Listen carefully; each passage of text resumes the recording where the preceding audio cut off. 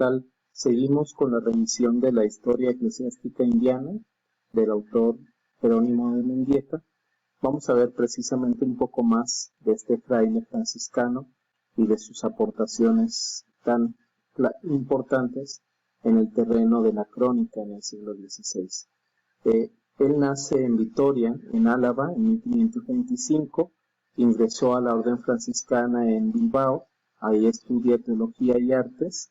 y en 1554 se ordena, viaja a la Nueva España, su primera estancia en la Nueva España, donde estará en Tochimilco, en Puebla, en este convento franciscano importante cerca de las laderas del Popocatépetl,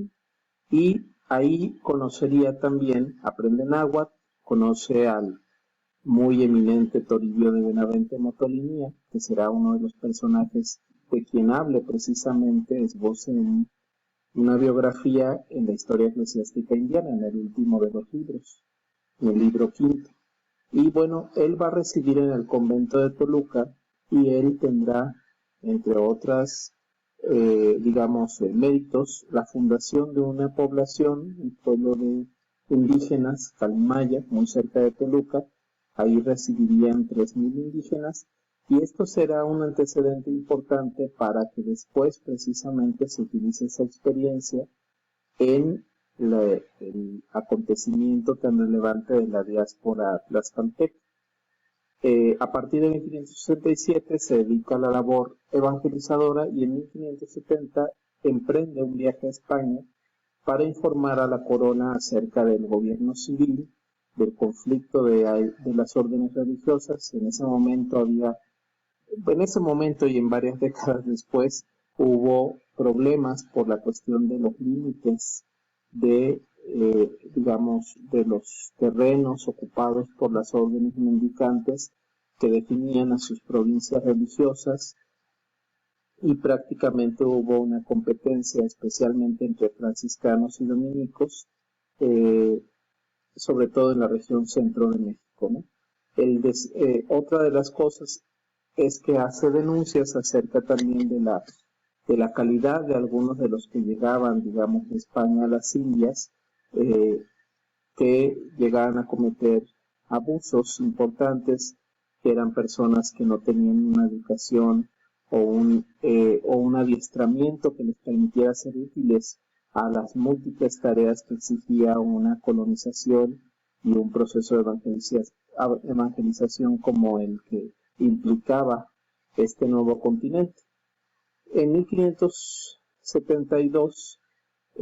también, estando todavía en España, habiendo recibido ya la encomienda de la escritura de la historia eclesiástica indiana, se aprueba su propuesta de crear en Sevilla el puesto de comisario general de Indias, una especie de inspector que precisamente estará evaluando la actuación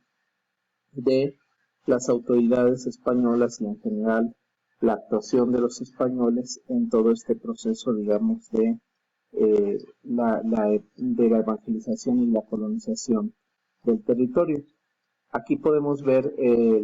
la iglesia del convento franciscano de Tochimilco, uno de los conventos importantes que se fundaría cerca, les digo, de las laderas del Popocatépetl.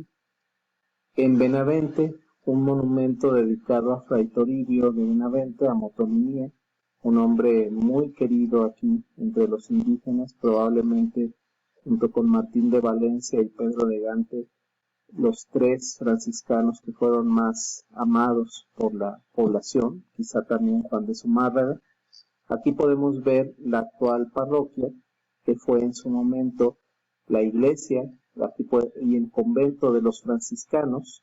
en esta población que sería ni más ni menos que fundada por el propio Jerónimo de Mendieta. El convento sigue conservando su imagen primordial, su imagen como convento del siglo XVI, mientras que la iglesia, su imagen es producto ya de muchas intervenciones posteriores del siglo XVIII, XIX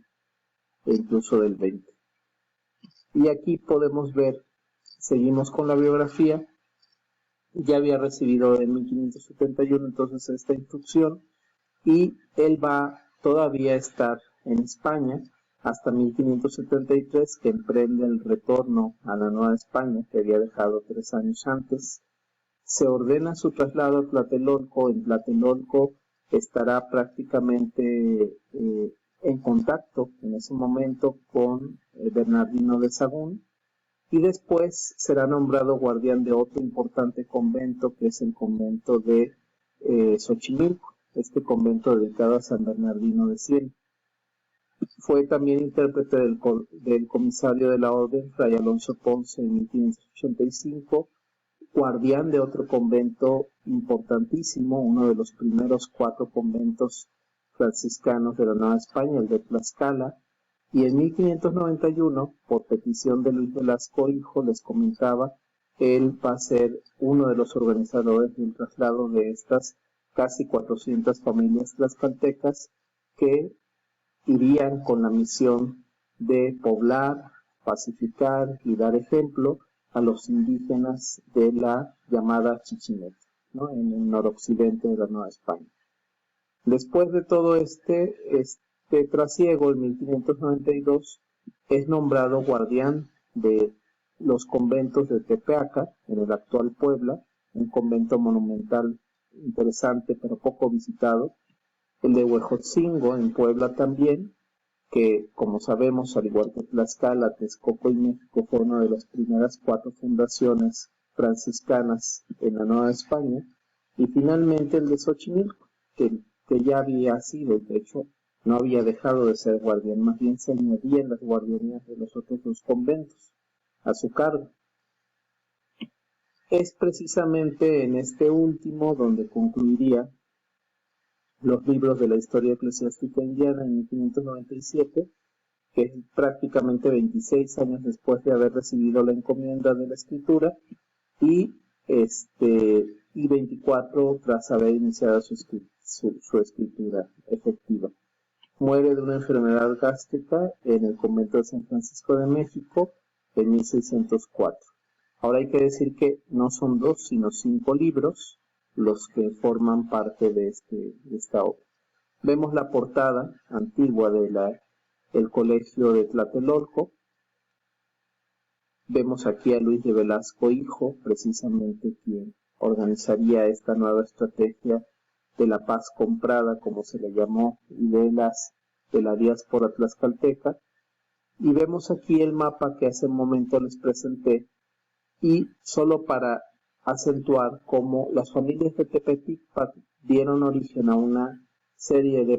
poblaciones. Las familias, acuérdense que fueron 4 señoríos tlaxcaltecas los que mandaron 100 familias, o aproximadamente 100 familias cada uno: Tepeticpac 86, Tizatlán 89, Ocotelulco 90 y Teahuistlán 80 familias. Y estos Tepeticpac, por ejemplo, para que nos demos una idea, indígenas tlaxcaltecas serían los fundadores de la Asunción Tlaxcalilla, que fue la base o el centro de población de San Luis Potosí, ¿no? También ellos fundarían otras poblaciones del altiplano como Charcas, Venado, San Miguel Mezquitic. Y luego los de Tizatlán, por ejemplo, irían hasta el extremo norte y fundarían Saltillo y Parras, ¿no?, en actual Coahuila. Los de Teahuistlán, aquí al norte de Jalisco, del actual Jalisco, fundarían una villa como la de Colotlán, por ejemplo, ¿no?, y Tlaltenango. En el caso de Ocotelulco, irían hacia la zona de Durango, donde se establecerían en sitios como Nombre de Dios, o como Chalchihuites y Poanas. Entonces, aquí tenemos un panorama de gran alianza que llevaron a cabo la corona española con los indígenas tlaxcaltecas para por fin consumar la integración del territorio noroccidente a los dominios de la corona. Y tenemos aquí las imágenes de la iglesia del convento franciscano de Tepeaca, que hace unos años recientes fue restaurado, previamente restaurado.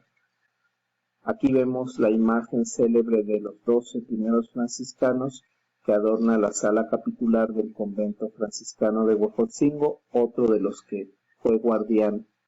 Jerónimo de Mendieta, y finalmente el convento de San Bernardino de Siena, donde se terminaría de escribir